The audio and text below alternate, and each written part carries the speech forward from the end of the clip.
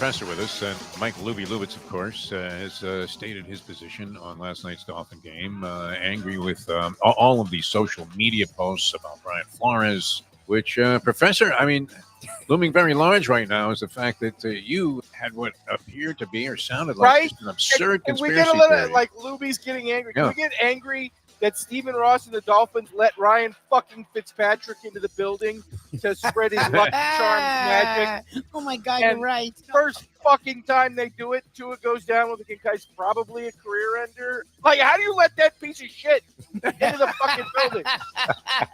Good for you, Ken. I didn't even think about that. The fucking cops arrest Tyreek Hill, but you let Ryan Fitzpatrick run around the city. Do your fucking job, Miami Dade. The minute that fucking Lucky Charms motherfucker showed up in the city, he should have been thrown in fucking prison. Like, the man spent 2 years along with Flores trying to kill Tua. And the first time he shows up, what happens? The time. Wake up with Defo, joined by Lubie. Welcome to the Defo Show.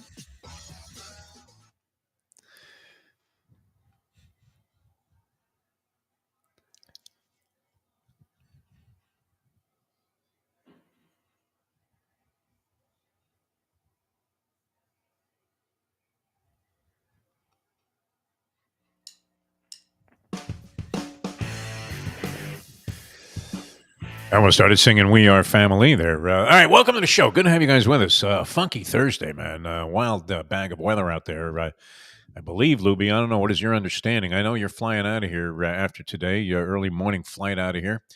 I can't imagine. Well, you're going Jet Blue, which is also known as Jet Jew. But if you were flying Spirit, what would be the odds that you're flying out of here on time?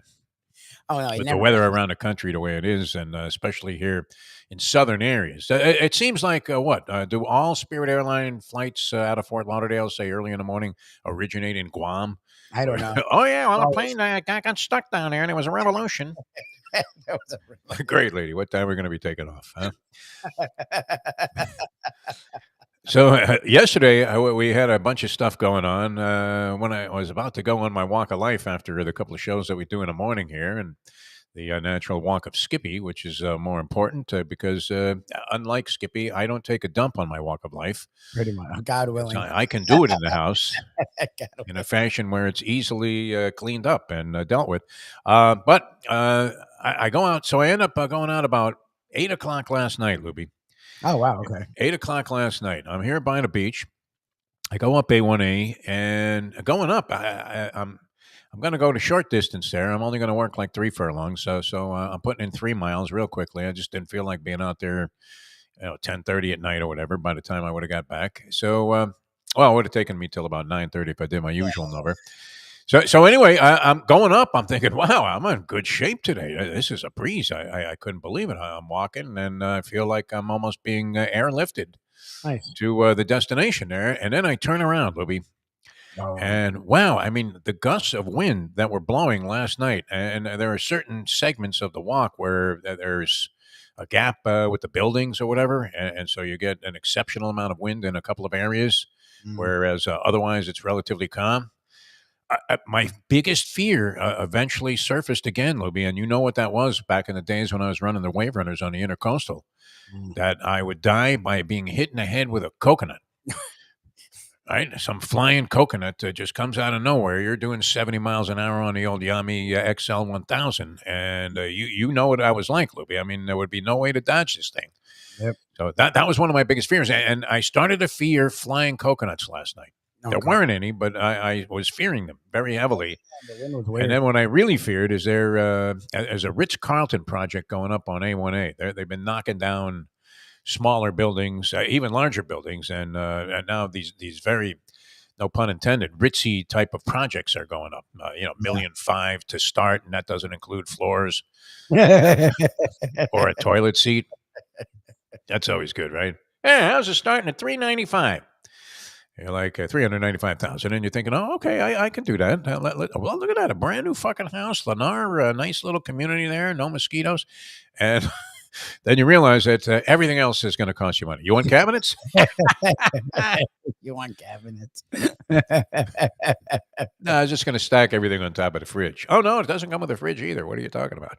You want everything here for $395,000? You fat fuck! I mean, when does a salesman turn ornery? When you start making demands? But nonetheless, they have this building going up, and my big fear of the coconuts flying what was eclipsed easily by the fact that one of the cranes that they have Oh was God. actually hovering over the street, Oh which Jesus. normally they stop all traffic when they're taking something from one side of the street over to the other via this giant crane.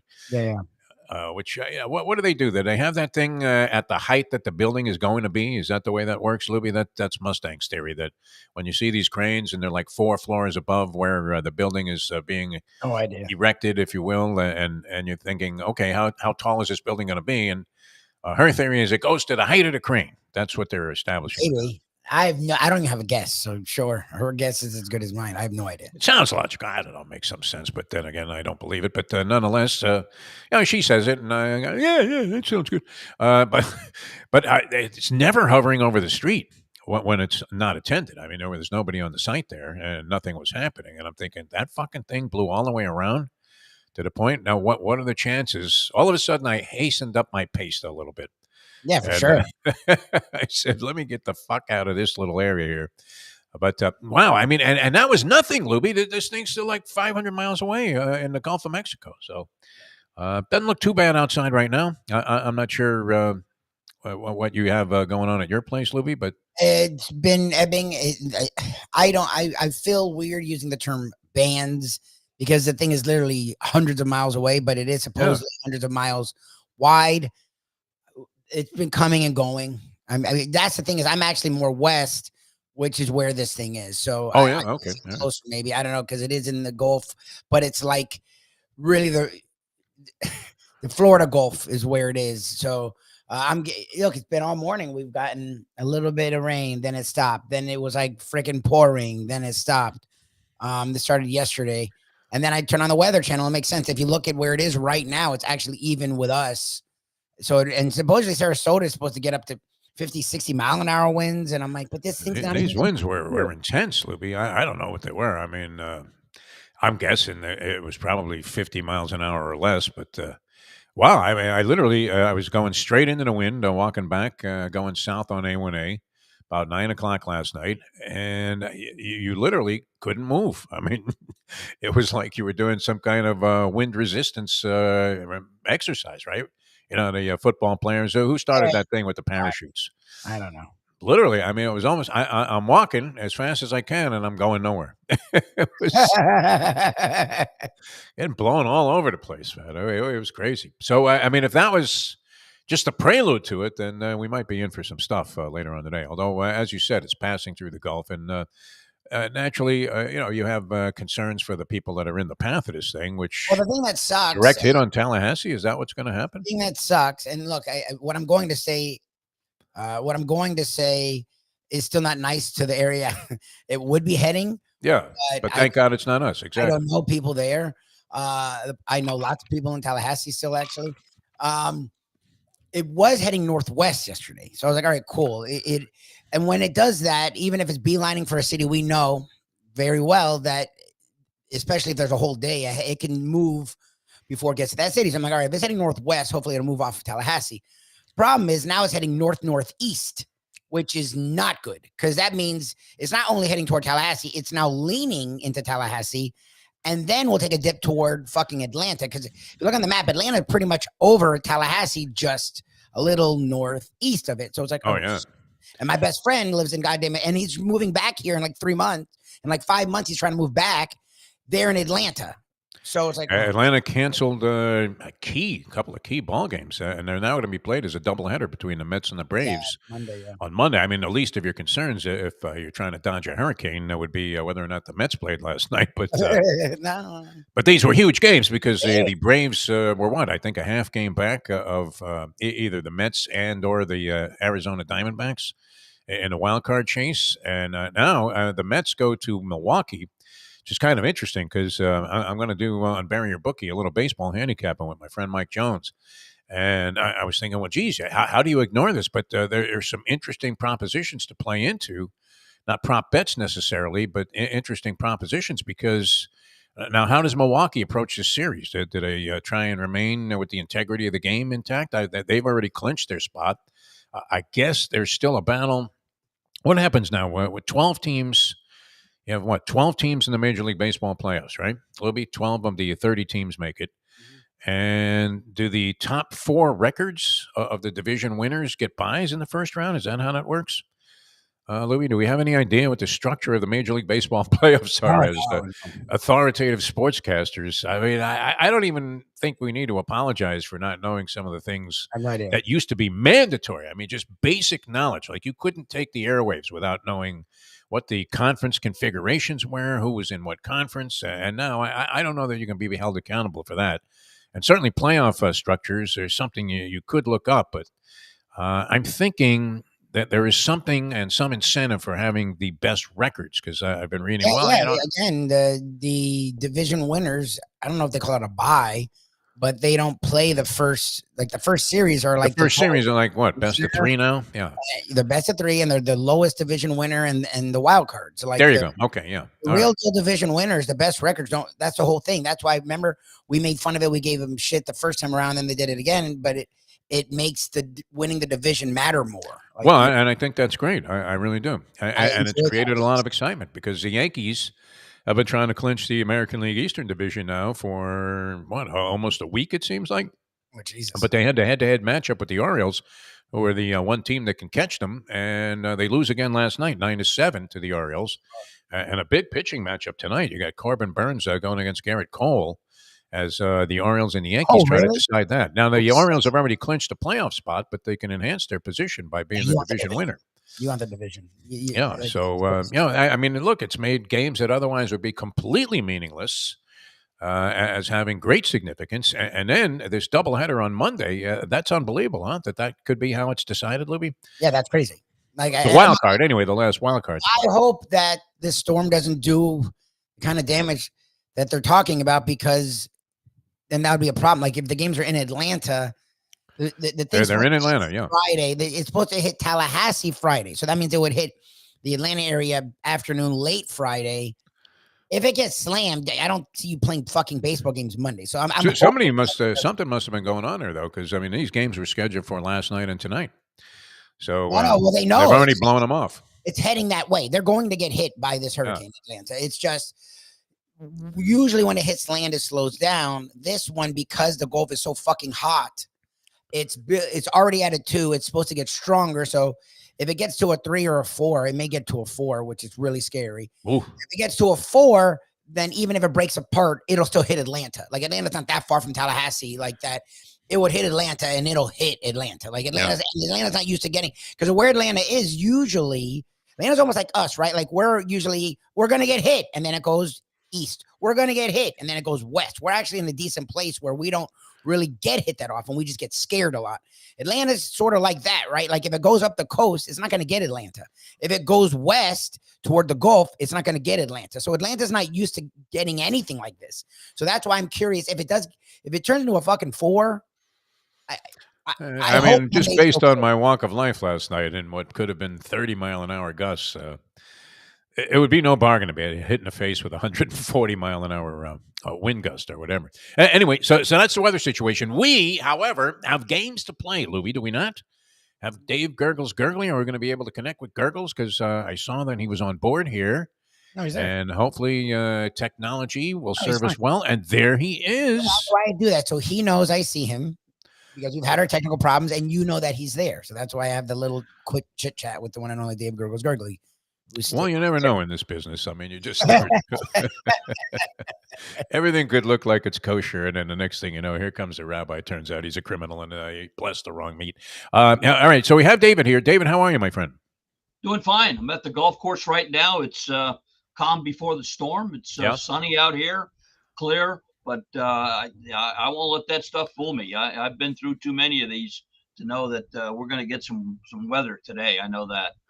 Years and years, I almost laughed at it, almost mocked the hurricane warnings because I came here in '81, every time there was a hurricane warning, it turned out to be nothing. They would have you battening down the hatches and hunkering down and boarding up everything, and you'd go through all of this shit. And they would show the same pictures from Hurricane Camille and try to frighten the fuck out of you. And I would, after a while, it's a boy who cried wolf. You just kind of shrug it off and go, oh, yeah, sure, Norcross, go fuck yourself. And he would show up on the set with an executioner's mask on, like he was entering the ring as Bernard Hopkins did for a while, and, just spell out gloom and doom. And then I remember before Hurricane Andrew, we were on the air doing broadcasts and getting some of the warnings from the National Weather Service, and you're doing the usual mockery. And then all of a sudden, that was a serious wake-up call when that one just flattened all of Homestead. And you thought, okay, from now on, no more making fun of the shit. But anyway, hopefully everybody will be good. And are you a good wind player out on the course? Would you get out there and try and... Well, I hit them low, so it doesn't matter. When they roll, the wind doesn't. But you talk about Andrew. I was coming back from Pennsylvania on that Sunday when Andrew hit, and I was in Allentown to Pittsburgh. And in Pittsburgh, they said, anybody who's going to Miami, you do not have to take this flight. That hurricane's hit. I said, I got to be back. I went in, and it was like still. I got in 4:00 in the evening, Miami International. I said, I'll get a cab and go home. Cabs were gone. Bumped into somebody from the hotel that I knew. They gave me a lift. I said, I better go to Publix and get some supplies. They were closed. So I think I bought a 6-pack of beer, some crackers, moved the couch between my bedrooms so the glass wouldn't be there. And about 4:00 in the morning, I remember Andrew hitting, and I said, wow, I never want to see another one of these again. No, it was weird. I mean, I stayed with a friend sort of inland there in Broward County, and when we woke up, we were like, oh, okay, it wasn't too bad. You got a down tree here and there, and then we saw the aerial shot of Homestead. I was like, holy fuck. Miami to Homestead was my parents My lived in God. Gables, and it was a fucking disaster. Unbelievable. All right, we got the trivia challenge coming up with Dave Gurggles Gergely. You can dial us up if you want to play, 954-417-0070, 954-417-0070. We'll get into that in just a sec. Lubie's got the Landlubber's gift certificate. Will you be at Landlubber's tonight? You can't blow that off, can you? I will be there. I mean, I don't think we're going to get hit by anything maybe I'm wrong. I don't know. From what I'm seeing, the Keys are the ones we're worried about, and Sarasota and up to Cedar Key. Cedar Key looks like it's going to get something. I think we'll be fine. I don't know. It's all the left side. The left side. They're all. I mean, when it rains here, I don't worry. I don't know. I know some people get weird with the rain. We're in South Florida. Like, I don't worry about rain. I don't even worry about some wind. I mean, literally, when Shirley and I were moving into our first townhouse, we're like shopping. And my mom's like, you guys okay? We're like, yeah, we're at City Furniture. We're looking for a couch. She's like, what do you mean? I'm like, what do you mean? It's raining. Who gives a? She's like, it's a tropical storm, you idiot. There's 70-mile-an-hour winds. Like, whatever. There's no panic in the parental guidance that you're given from your family. So, Libby, that's great. All right, we're going to come back with Dave Gurggles Gergely and the trivia challenge. Jump on board if you'd like to play, 954-417-0070. May or may not hear from Scoop Skolnick, another Dolphin epitaph. I think we feel obligated to go ahead and shit on the Dolphins. Chris Greer. I mean, you want everybody fired, Libby. I love that. We were at Luke's Seafood yesterday. Luke, who owns the place, a great guy, man. And wow, that was a dynamite display you put on for us. A really nice place. Kind of an out-of-the-way, hidden gem, hole-in-the-wall type of joint that you would not expect that level of quality of food necessarily, and that kind of culinary expertise that he applies to everything. And a huge Dolphin fan, and he's the only Dolphin fan we've talked to that's optimistic, right? He's like, it's early. It's like, what did you want? Like, what do you watch? Patrick Utter, a degenerate, shenanigans. He was ready to close the place and sell. Like, what? I'm like, I give you credit for being positive, but I'm like, what's the savior? Not only Tua looks done, but we saw the guy behind him. Like, what do you?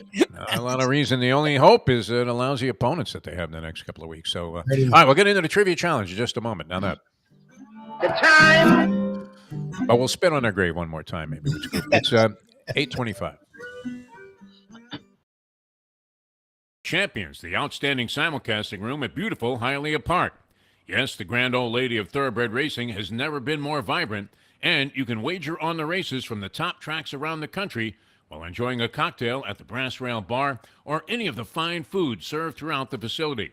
If poker is your game, you're covered in style, and you can play all your favorite Vegas-style games, including blackjack, craps, and roulette, in Hialeah Park's sizzling hot casino.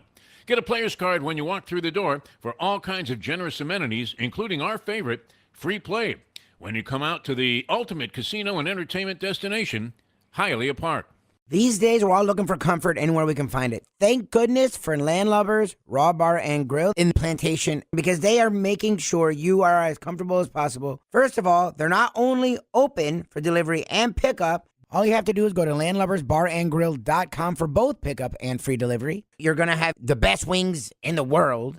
You're going to have a great burger. You're going to have their amazing soups. Again, Landlubbers, Raw Bar and Grill. It's nice and easy. Just go to landlubbersbarandgrill.com for both your pickup and free delivery. Thank goodness for Landlubbers for making you always feel right at home. Are you looking to buy your first home? Have you been turned down for a loan? Do you need to refinance or get money out of your home? Call Michael Kodsey, CEO of Choice Mortgage. He's been helping the South Florida community get mortgages for 30 years. Hi, this is Michael Kodsey, CEO of Choice Mortgage. We have the most competitive fixed rates in the market. Call me 24/7, 561-441-2730. And remember, I don't just work banking hours.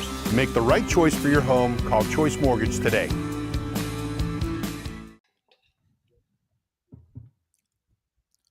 Oh, solo volante will be coming late. Oh, solo volante. The Belmont's now 1.8 miles. The finish line is coming up quick. Luca Panici just switched the stick. The only way to get your morning started is with Defo, joined by Lubie, right here on the Defo Show. All right, our weekly tribute to the Polyman. Of course, we missed the Polyman on the program, but he has vowed eventually to make some sort of a comeback, Gurggles. You'll find that surprising, but we'll urge him to do so, because we certainly missed the man. All right, ready for the trivia challenge? Get right into it here. You can dial us up if you want to play, 954-417-0070. And here to start the game in the somewhat traditional fashion is Dave Gurggles Gergely in the role of the Polyman on this particular aspect of the game, and some easy baseball. This major league pitcher on playing a baseball game in Japan recalled, it was strange playing in Japan. The only English words I saw were Sony and Mitsubishi. Bill Gullickson, Bud Wilkinson, Bud Harrelson, or Woody Harrelson? Thought it might have been Warren Cromartie that said that. All right, here's the random phone scrambler. Hey, look at that. I mean, start right at the top here with the all-time champion of the trivia challenge, and always a force at the Lubie Live Trivia at Landlubbers, Lenny the Chronic. Chronic, how are you? Doing, guys? What do you say, fellas? Good morning. Hey, Gurggles, we expect you to show up tonight. Weather permitting. Weather permitting. Yeah, that's right. Yeah. Hopefully you'll be there. Pick a few mutters for us tonight. If the weather keeps the people away and there's a small field, although Landlubbers always does great, I don't want you guys to win with a small field. So, all right, Chronic, you're in the game. You have 1 point.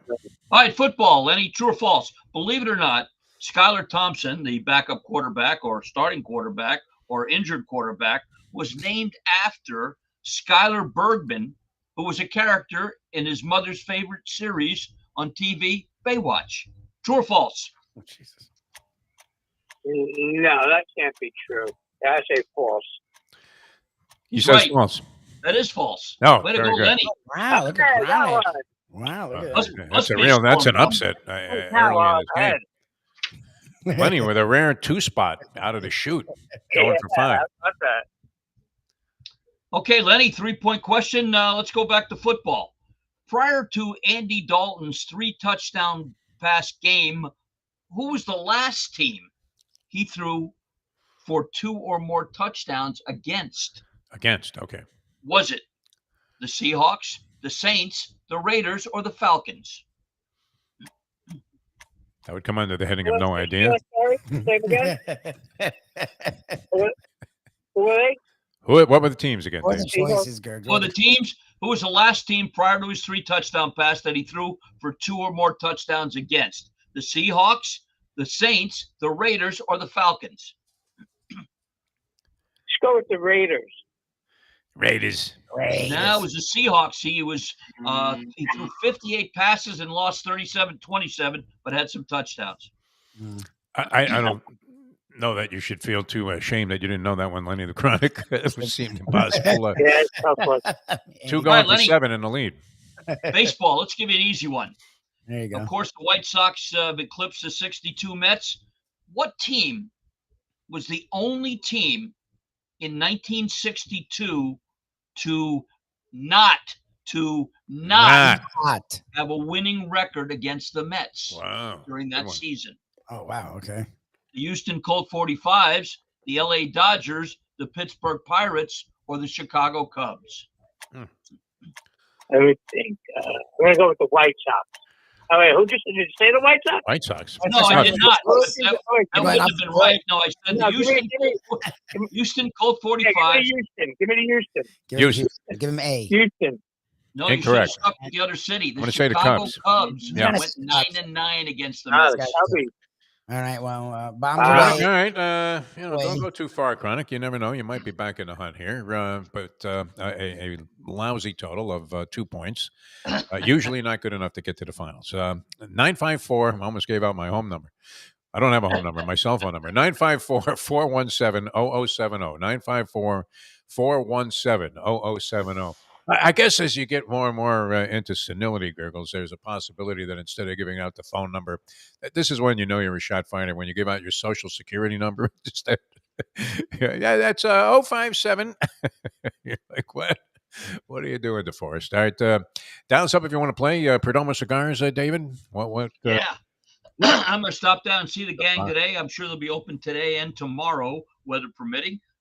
You can get them, folks, and, especially with a storm coming, you should stock up on food, water, and, of course, Perdomo Cigars.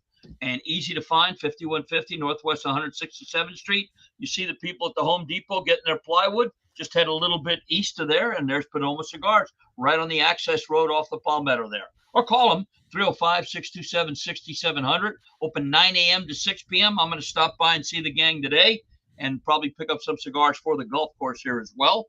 And if you can't get there Monday through Friday, not a problem. Go online, www.perdomocigars.com, and find the tobacconist near you that makes these great smokes. Whether it's a mild Connecticut wrapper or whether it's a stronger Maduro wrapper, whether it's a Churchill or a Punch, whatever you like, they make them perfect one at a time. 305-627-6700. And my Perdomo cigar pick of the weekend, weather permitting, will be the red hot Indiana Hoosiers laying 7 over the Maryland Terps at Bloomington, Indiana. Wow. So when that comes in, or even if you just want to enjoy a great cigar, visit our friends at Perdomo Cigars. Is the Churchill kind of name for Winston or the racetrack? Yes, it is. That's exactly right. Oh, okay. He liked the longer cigars, and it in fact was named for Winston Churchill. Yep. See, I immediately thought Churchill Downs, but all right, let's get into the next set of questions here, Dave Gurggles Gergely. Okay. Boxing. This trainer and manager on a fighter hitting the canvas often said, "That bum was up and down so many times, I thought he was an Otis elevator." What's that? Harry Kababkov, Boris Karloff, Boris Badenov, or Jim Boros? Sounded like Lou Duva in the beginning, but here's a random phone scrambler. It lands on Ron. Ron, you're on the Trivia Challenge. Good morning, sir. Good morning, fellas. Let's go with A. Morning, Ron. Again, brilliant right out of the starting gate here. One going for 2. Sports, Ron. Former Steeler Jerome Bettis, we know, is an accomplished bowler, having rolled a 300. But coming soon, he will also be the captain of the NFL team in a new golf event called Pro Rivals, featuring players from all 4 major sports. True or false? Let's go true. True. It is. True. Yeah, very good. Baseball, they're all going to have a team, and they're going to be playing at Innisbrook in Palm Harbor, Florida, weather permitting, of course. Very nice. Okay, we're rolling here. There you go. 2 going for 5. All right, Ron. We lost a great one in Mercury Mars, and Jeff knows him, and Mike too. And he's always active in Larry Little's events, always smiling, always shaking hands. Yep. Merck played 7 years with the Dolphins, but he ended his career with what team or whom? Ooh. The Raiders, the Chargers, the Redskins, or the Lions? Let's go Chargers. That's what I would have said. Yeah. That was an easy one. He ended his career with the Chargers. That's right. Very good. Heading for a possible sweep. Uh-oh. All right, baseball. This one, Jeff, this is right up your alley. All right. The 1962 New York Mets lost their 120th game of the season in spectacular fashion. Oh, Jesus. On the last day of that memorable 1962 season, the Mets had a rally going in the 8th inning. A player came up with 2 men on and no outs and hit into a triple play. Triple play, yeah. Oh, God. Who was that player? Oh, God. That man was whom? All right. Marv Thornberry, Don Zimmer, Choo Choo Coleman, or Joe Pignatano? Oh, God. Let's go Thornberry. I believe it was Pignatano. That's right. Jeff got it. Joe Pignatano. Yeah, that's a classic trivia question. Hang around, man. You'll probably be in the finals, my friend. All right, very good. 5 points, Ron. A good shot to make it to the finals here. So jump on board if you want to play. 954-417-0070. 954-417-0070. Well, what a great year that was, too. I can't believe the White Sox. Did they already lose their 121st game? Last night, I think. Did they? I think, did they win last night? I think they won last night, the White Sox. But I thought they won the night before and got beat last night. I might be wrong. I'm not sure. I didn't check. I looked at it just a moment ago, so naturally I have no recollection of it whatsoever. I'm like a Trump sycophant on trial. I don't remember him saying that. What are you talking about? But, by the way, if you get a chance, there's a great Frontline documentary on PBS, and it's Trump and Harris. I saw a little of that. Did you see it? That was really well done. Very well done, and we've been paying high praise to our good friend Billy Corbin, who I think just knocked it out of the park. If anybody my mom was talking about it yesterday. She's like, "Did you see this thing?" I'm like, "Yeah, my friend did it." It's so insane what was going on. I mean, this is going back to like 2019 with this. With this, I don't want to. Really, any really, disparaging really well remarks, done. but I mean, the guy literally is in the White House running essentially a criminal enterprise. And anybody that thinks otherwise that watches this, I mean, is just not believing what they're seeing, because it couldn't have looked any worse. The phone call to Zelensky and all of this baloney that was going on, and the way that they handled everything. Great job by Billy Corbin in pointing all this stuff out. And this isn't some witch hunt. The guy was trying his best to be fair, but wow, and the denials by Trump that he even knew this guy, Lev Parnas, and.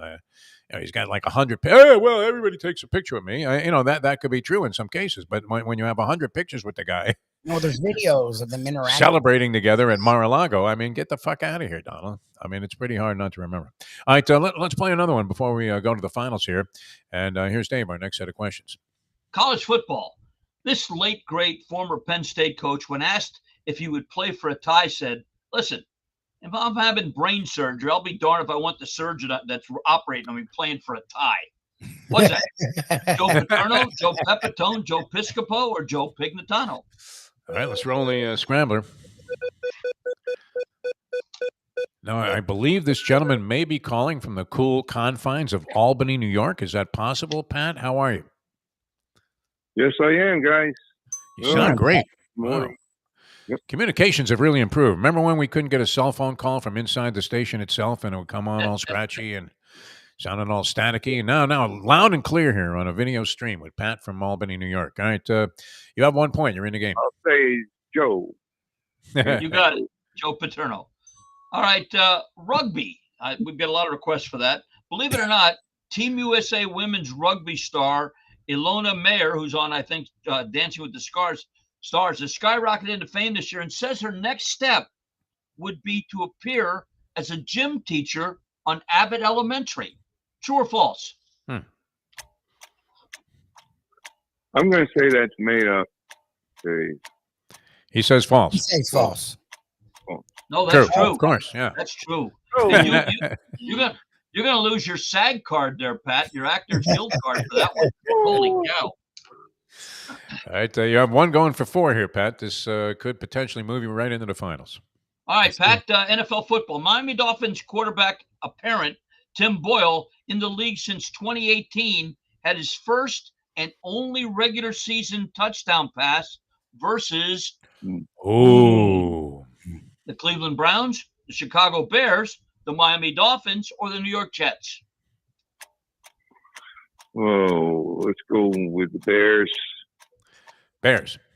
No, it was as a member of the Jets against the Dolphins in Yeah, it was last year. It was the 2023. Dolphins. Yeah. Very nice. Let's hope he can do it again. Wow. I mean, this 1-point spread here is kind of curious, isn't it? Titans and Dolphins are favored by 1 point in this game on a Monday night. No one knows who's playing quarterback. That's because if it's Skylar Thompson, even versus the Titans have a chance. Huntley, who knows if he's ready? I think Huntley's a vast improvement, but he may not be ready yet. Like the dude got signed literally middle of last week. What is the rationale behind having 2 Monday night games now? All the time. I mean, well, last week they did it, and they're doing it again this week. Dolphins play the Titans, and Lions play the Seahawks. No idea. 2 Monday night games. Kind of crazy. I don't know. Drive more people to bars? I'm not sure. Sell more television sets? What is Goodell doing? No. All right, what are we working on? A 5-point question? Here? 5-point question. All right, here we go. All right, hockey, Pat. Who was the only team to win back-to-back Stanley Cups in the decade of the 1970s? 70s. All right. Detroit Red Wings, Philadelphia Flyers, New York Islanders, or Montreal Canadiens?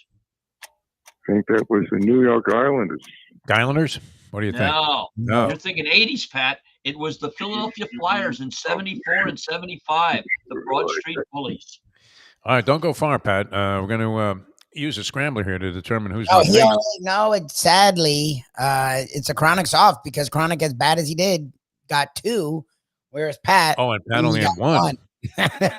So I like that we've instituted a new ruling on this. So that's good, Louie. Well, you were smart. You said hang around, Chronic. Well, I mean, usually Chronic doesn't get the goddamn true false, so it would be never. Yeah, he deserves a shot in here. No, he gets 2 points. He gets 2 points. I mean, I'm not. I'm fair. I should have bet the under. So it's a Chronic's off. Ron versus Lenny. Ron versus the Chronic. That's coming up here. We're going to set that matchup up. Once again, Dave, can't say enough good things about Perdomo cigars. Yeah, I mean, when this hurricane passes, and God bless everybody in its path. Down here, hopefully we won't have it bad, but nothing could be better than sitting in your Florida room, looking through the screen door, seeing the rain gently go by and smoking a great Perdomo cigar. Or before it comes or after, go out on the golf course. Last Friday, I was down at Doral, had a beautiful Perdomo cigar, a nice lot 23 for Immaculata La Salle High School. We've got Corey's for St. Jude's coming up the 28th. I'll have a nice Perdomo cigar, and you don't have to have a special event. Perdomo cigars are special in themselves. 305-627-6700, 9 a.m. to 6 p.m. Monday through Friday. If you're going to go tomorrow, you might want to check in. The weather's supposed to be good, but give them a call. And if you can't get there during the week, Saturday, Sunday, just go online, perdomocigars.com. Find the tobacconist near you that sells these great cigars. So when the Indiana Hoosiers improved to 4-0 by beating the Maryland Terps by more than 7 this week in Bloomington, because they got a great running game, put something great in your mouth with a cigar from Perdomo Cigars. Remember when I had the kind of picture window out of my living room on the canal there? Yeah. And I believe it was Sandy. It was like 400 miles offshore, but it was blowing by. And I'm watching, I didn't have a Perdomo cigar because I don't smoke them, but naturally I would if I was a cigar smoker. But I'm sitting there watching, the wind blowing, coconuts are flying by, and then some guy's barbecue grill went flying by my window. I remember I was on the phone with my buddy from New York, which really got hit. Long Island did in New Jersey area by Sandy. I remember. And I was telling him, because the predictions were that it might hit there, like a day or so later. And I remember saying to him, hey, listen, this was Ira the Met fan. If what I'm watching right now is 400 miles away from the center of this thing and you're going to get hit by it, this is going to be one motherfucker. Yeah. And sure enough, it was. I mean, it wiped out a lot of people. He ended up losing a couple of cars. His house was flooded, all kinds of crazy shit as a result of Sandy. All right, we're set for the finals here. We do have Ron and Lenny the Chronic, and you guys know the way this works as veteran players. Dave's going to fire off a question. Call out your name if you want to answer. Nobody answers right away. We offer multiple choice. First person to call out his name gets first choice. We go back and forth until we have a winner for the championship of this week's edition of the Trivia Challenge. Here's Dave Gurggles Gergely. Good luck, guys. On this date in sports history, in 1954, the Yankees had already clinched, but they were playing the Philadelphia A's the last game of the season. And Casey Stengel, in his infinite wisdom, called it his experiment. And that day, Yogi Berra played a different position. What position did Yogi Berra play on that last game in 1954? All right, we know it wasn't second base. Was it? Here are the choices. Left field, right field, third base, or shortstop? Wow. I'm going to Shortstop. say Lenny. I'm going to say left field. Left field. He played left field frequently, but that's not the Yeah, we answer. saw that game where Mazeroski's home run went over his head, but no, Yeah. that's wrong. Was it right field, second base, or shortstop? Let's go third base. Third base. Yeah, you said second base. Yes, The that answer's was. It was third base. Third base, yeah. Yogi played third, and Moose Scourin played second base that Congrats, day. Ron. Oh, Hopefully Scarin some- was at second? Get out of here. Yep, So he was and- just goofing and around. Mantle Sting. went to shortstop, his position that he came up in. It was Yogi's Because great Yogi, experiment. he did play lost some third that base. day I mean, anyway. that wasn't the only time. I believe he played third base as an option. Yogi, yeah, but I that was remember the Yogi first doing time. some That left was his field. great experiment, according to Stengel that day. Well, it obviously worked because I think Casey stuck with that for a while. All right. Excellent job. And so the Chronic ends up winning, right? Lubie, that was the Ron. Chronic? Ron. Oh, Ron ends up winning. Ron got it. Got it. In his one shot, he nailed it. Okay. For some reason, I confused him with the Chronic. But congratulations to Ron. No wonder Gurggles, why- what do you have going? I mean, I'm doesn't- at the golf course today. I'm going to stay here. Later on, I may take a ride to the Hard Rock because I want to bet a small bet. you're all in on that Indiana thing. I want Yeah. to bet Oh, a they're playing small well. bet on the Padres to win it all. Oh, interesting. Oh, all right, They're interesting. plus 1,100. They have the pitching staff's not bad. Like, yeah. Seems relatively wide open, doesn't it? The World Series. Yeah, this yeah. I'm year? going to take a shot. I may bet a little bit on the Padres, a little bit on the Phillies, just to watch my favorite team. Phillies would not be a team to rule out either. Solid. Yeah, they're solid. I don't know that. I mean, who would be the clear-cut favorite? The Dodgers probably favored. Dodgers. I mean, they have Dodgers, I think, staff and their in the lineup. National League, Yankees, and the American League, I guess. Yeah, But wide We open. should- Any of these teams could possibly win it. It seems that way anyway. Hard to eliminate anybody. All right, Gurggles, always a pleasure, my friend. Good Be luck with all of your Safe adventures. travels. Thank you. And I'll see you we'll guys. see you next week. Dave Gurggles Gergely, ladies and gentlemen.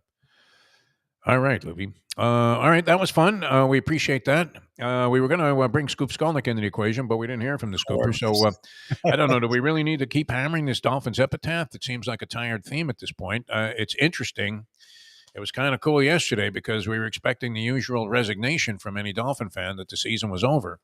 When we talked to Luke from Luke's Seafood there in Davie, an outstanding place. People, please, we couldn't great. recommend this any more highly. Do a great job. Guy put out a different interpretation of a shrimp scampi with a cream kind of sauce involved. And what were those little crab claws called? Scoobies or something? Scoobies, and it's snow crab, and he puts it in a Like garlic a garlic hot butter butter sauce there. sauce. Yeah, it's great. Nice. And And the gumbo was fantastic.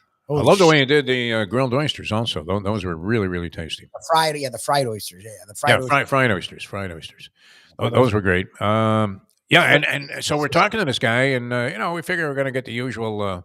They suck, and Chris Greer's got to go, and Lubie was all set. I mean, he had a poster there of Chris Greer with a dagger in his back, being held by Stephen Ross. And we could not sway this man off of his optimism about the Dolphins. He was convinced that there's still a shot. That they play two lousy teams. What do they have? They have Tennessee this week, which they've been horrible. And then who they play in the game before the bye week? It's the Patriots. Oh, the Patriots. All right. I mean, even with a lousy lineup, do they not have at least a puncher's chance to win these two games? The way their defense is played, the way they finally show that they can run the ball, they should be able to beat both of those teams. We'll see. Well, if they lose these two games, though, then you would have to say it's done. Yeah, it's done. Catastrophic results. Yeah. I mean, the rest of the season, it's not automatic losses, but it's not automatic wins either. Like I was doing the Tony Segredo thing, looking at the schedule. I'm like, they could actually win. It's hard to say because you don't know what they're going to look like. I mean, Tua's comeback. What? I mean, he's on injured reserve, so he has to miss 4 games. And even then, he's still going around. This week was going to neurologists to gauge things. Okay, that doesn't seem like a guy that's coming back in 4 fucking games. Like that feels like a guy that if he comes back, it's like November. Like he's gonna miss 5-6 games. Okay, like even if they win those 2 games, I don't know if they win much after that. So if they're under 500, like what are you rushing Tua back for? Yeah, if they're under 500. Like You see this, I mean, I would see it in boxing where a guy had gone most of his career without ever suffering a knockdown. And all of a sudden he gets into a fight and gets knocked down a couple of times, ultimately knocked out.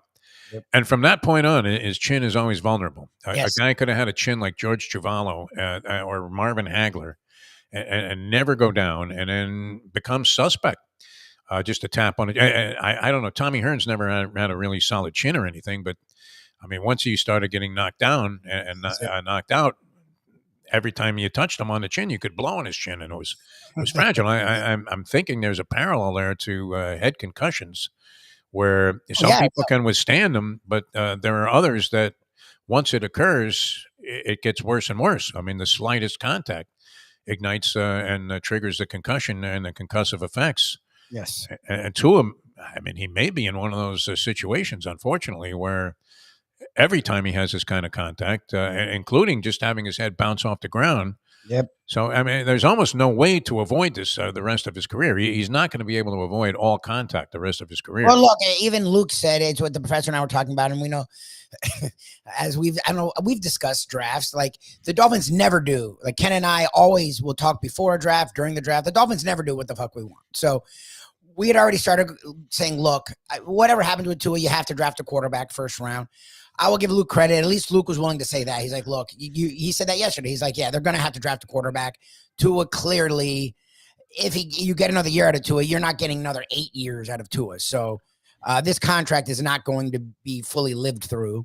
So even a guy like Tua, even a guy like Luke realized that. Now, what I will say is he still has faith that Tua will come back this year and lead them into the playoffs. It's not out of the question. I mean, it could happen. It's hard for me to fathom. It's just for the amount of time he's going to have to miss. And then where they are in the season, it's hard for me to believe that they're going to be above 500 to then go, well, we got to bring him in. It's like, I don't know. Like the way he went out, it wasn't a tough hit. Yeah, his head did a weird thing because he's fucking weird. The hit wasn't tough. Like the guy sort of lowered and slowed down. He lowered and slowed down. It was the opposite of like two trains. It was like two people screeching to a halt, seeing each other hit each other.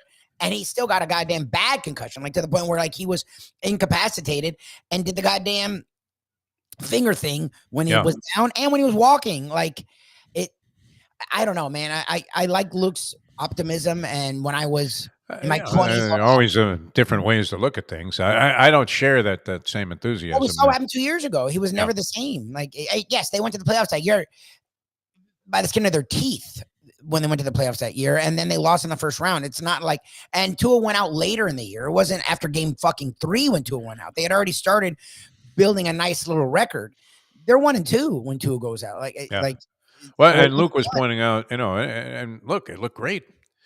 70 points against the Denver Broncos. This offense was electrifying, and it was absolutely fantastic. Great fun to watch. People were talking about them shattering records, but what's happened during the Tua tenure? You had a serious fade towards the end of the season, and if you were looking at the way the offense was performing so far this year, and maybe it's not enough of a body of work to judge, because we've been talking all season about, well, you know what, these September games, okay, so maybe they're not totally in sync as they got into the regular season, playing nobody in the preseason and not necessarily getting the kind of work and practice that would have them as that well-oiled machine that they were at the beginning of last year.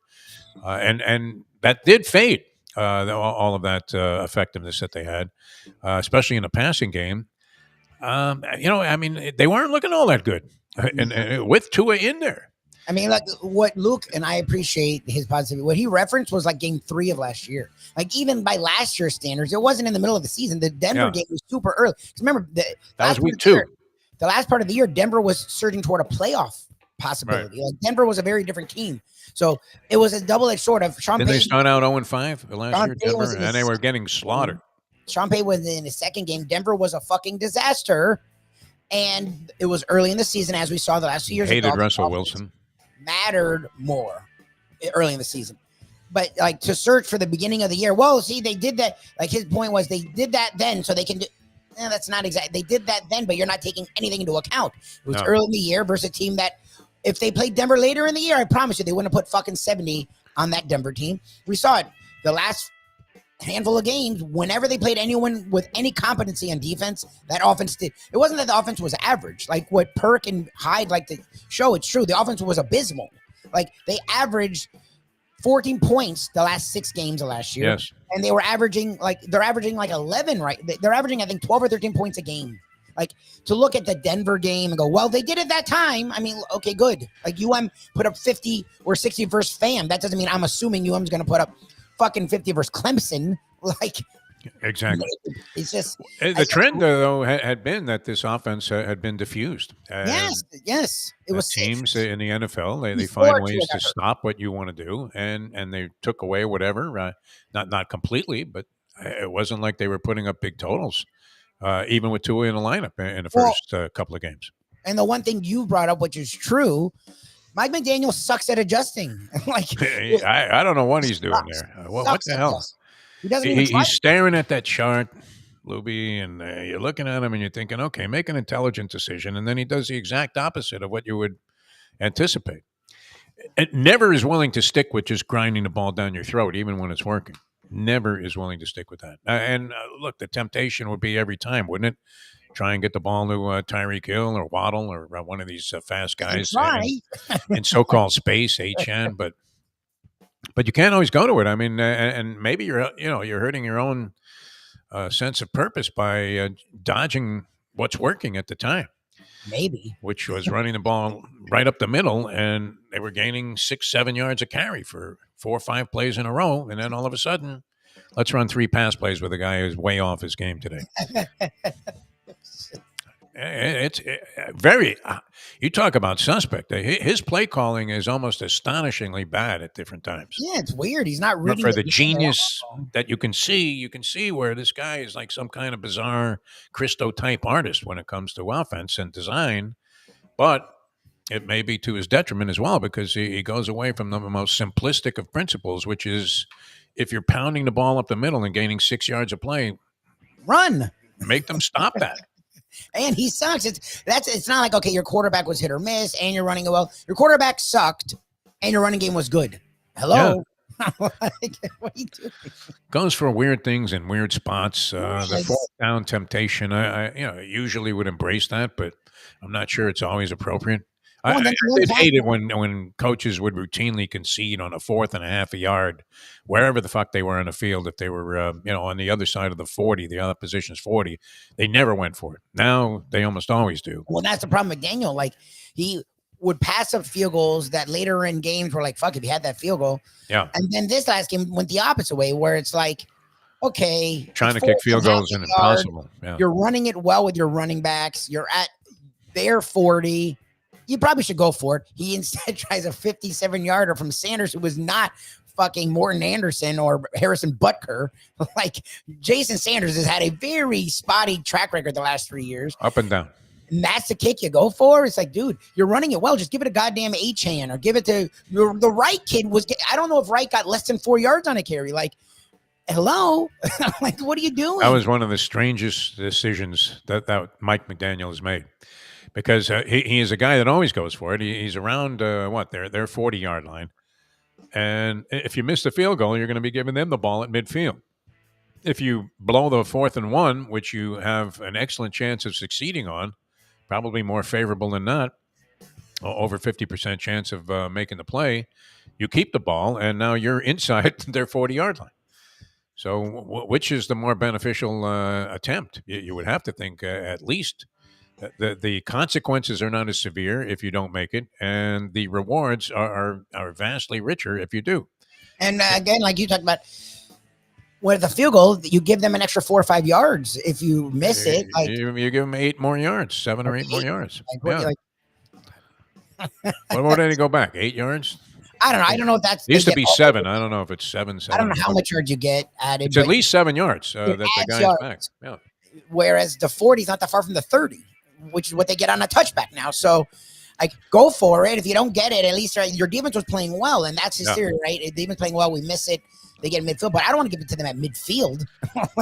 It's one of those decisions that you look at and you're thinking, well, geez, I didn't know Mario Cristobal came in here to coach his team.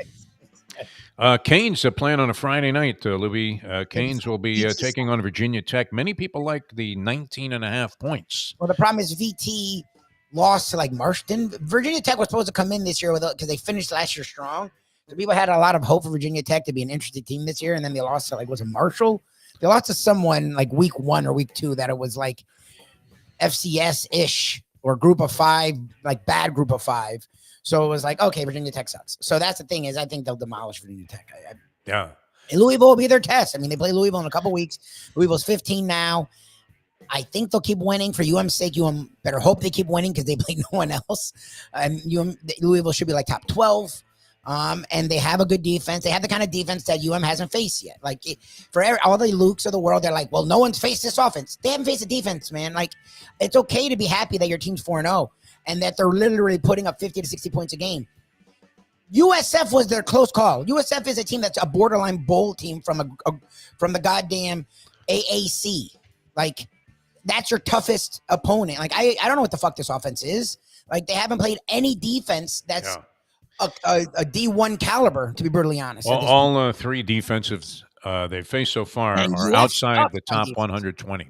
UF sucks on defense. UF, it's fine to put them on your schedule, but they are defense. They're really bad. Like take the 19 and a hook, Libby. I think UM will cover. No, UM will cover. 19 and a hook, nearly 3 touchdowns. VT's bad. Crystal ball factor, you factor that in. The crystal ball factor will matter in a Louisville game when maybe they bring back Frank Beamer for an appearance. Close into the 4th. VT won't be close. They'll beat the shit. Remember, Beamer was always a problem for the University of Miami, even in their heyday. He's a problem for his son is coach. Is his son coaching? Shane Beamer's the coach of South Carolina. Yes. South Carolina. Okay. They had Frank made an appearance, I guess, on ESPN Game Day. He looked like. I mean, is he okay? He looked like he lost like 100 pounds. I mean, he's old. He was old in the 2000s, 2010. So if he's alive and well, that's impressive. He looked great. I mean, by comparison, a little thin maybe. You were worried that maybe he was on the big C diet, which you hate to see. But and he always had that weird thing. Did we ever know what that was? That lump on his never knew what that was. On his neck. That was now. That was scary, wasn't it? I mean, didn't it look like something that needed to be removed? It really did. But a good guy. He was a solid citizen and always did the best he could with what you would have to think was far less than a lot of the teams that he faced. All right, there's our tribute to Frank Beamer, our epitaph for the Dolphins. I'm not sure what to do about that game. We'll be with you tomorrow. Lubie's off to New York City. I believe the professor will be performing the duties with us tomorrow, so that'll be great. And we will see you later on, although Mike Mayo, a re-rack today of what? Where were we scarfing free food? Oyster. JNC Oh, okay. You guys were down there. That's great. Yeah, it was like a later in the day show, so we want to put it on Put it on in prime time. We want to put it on the normal time. Exactly. Very good. All right, we will see you later on. Then we'll catch you tomorrow with the next edition of the Defo Show. Thanks for tuning in. Thanks to Dave Gurggles Gergely for joining us. And we'll see you next time as we leave you know that. The time. It's 9:04. Let's go to eat a damn snack. Look what they done to my show.